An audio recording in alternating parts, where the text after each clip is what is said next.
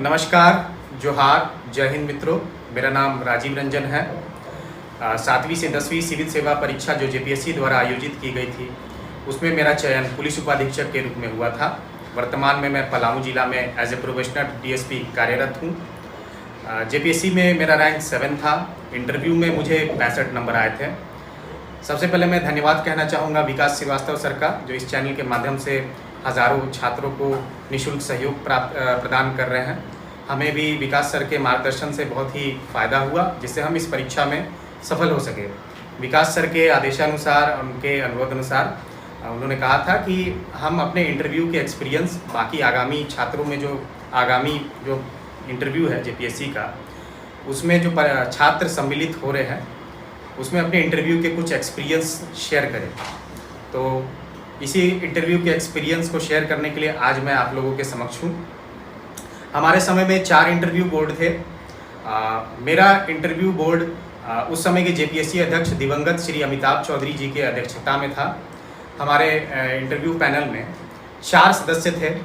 एक खुद अमिताभ चौधरी सर थे, दूसरे एक एडीजी रैंक के पदाधिकारी थे जो पुलिस से थे, एक सेक्रेटरी लेवल के पदाधिकारी, और एक जिन्हें मैं जान रहा हूँ वो विनोबा भावे यूनिवर्सिटी के पूर्व वीसी श्री गुरदीप सिंह थे।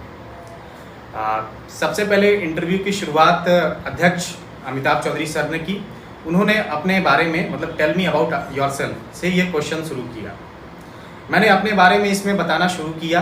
फिर अपने वर्क एक्सपीरियंस के आधार पे मैंने जब बताया कि मैंने इससे पहले पुलिस सब इंस्पेक्टर के रूप में स्पेशल ब्रांच में काम किया है, तो उनका सबसे पहला प्रश्न मेरे बायोडाटा से ही था कि स्पेशल ब्रांच और नॉर्मल पुलिसिंग में क्या अंतर है।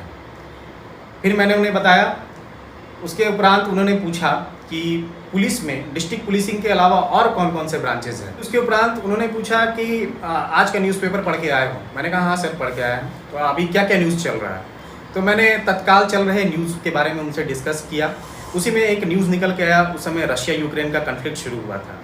तो उस कन्फ्लिक्ट का उन्होंने रीजंस के बारे में मुझसे पूछा। मैंने रीजंस कुछ बताए। फिर उसमें एक रीज़न निकल के आया रशिया यूक्रेन का बॉर्डर कन्फ्लिक्ट। तो बॉर्डर कन्फ्लिक्ट से उन्होंने क्वेश्चन उठा के पूछा कि यूक्रेन के बॉर्डर नेशंस के आप नाम बताइए सिक्वेंशली।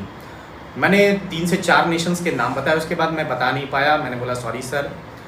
उसके बाद उन्होंने खुद क्वेश्चन चेंज कर दिया कि क्योंकि मेरा बैकग्राउंड पुलिस का था, तो उन्होंने पूछा कि सेक्शन 124A आईपीसी जो सेडिशन का सेक्शन था, उस समय हाई कोर्ट ने उस पर रोक लगा दिया था। उसके बारे में उन्होंने मुझसे पूछा।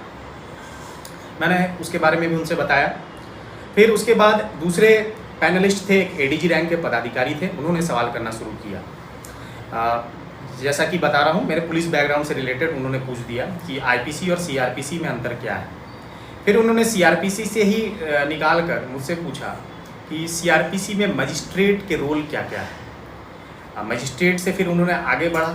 उन्होंने एक एनालिटिकल सवाल पूछा कि पुलिस को लॉ एंड ऑर्डर सिचुएशन में मजिस्ट्रेट के आदेश की आवश्यकता क्यों पड़ती है और कब नहीं लेनी पड़ती है। तो मैंने इसके बारे में डिस्कशन किया और उससे संबंधित सीआरपीसी के जो धारा थे, धारा 129 और 30, उनके बारे में उनसे डिस्कशन किया।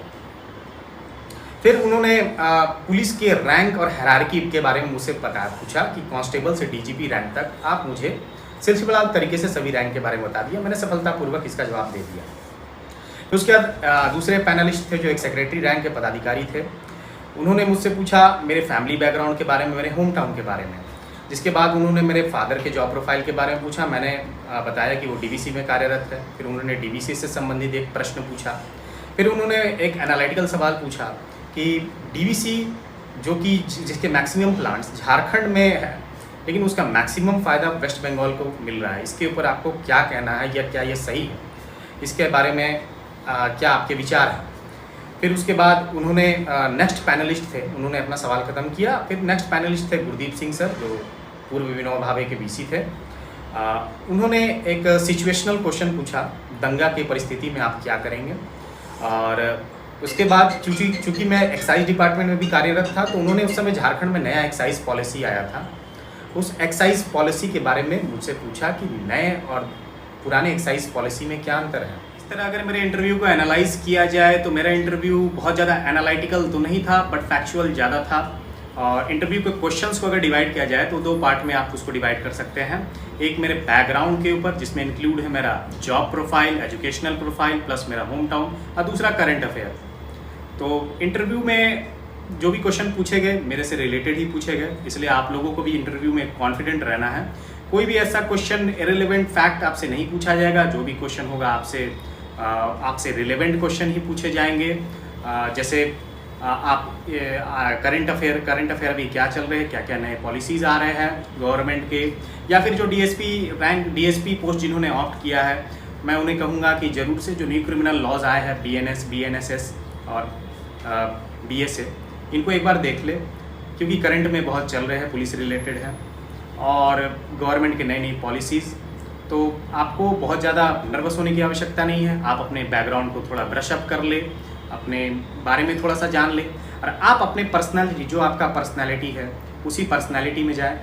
कोई नया आदमी बनने का प्रयास ना करें, क्योंकि जो क्वेश्चन पूछे जाते हैं अगर आपको पता है तो बताइए, नहीं पता है तो सिंपली सॉरी सर बोलिए।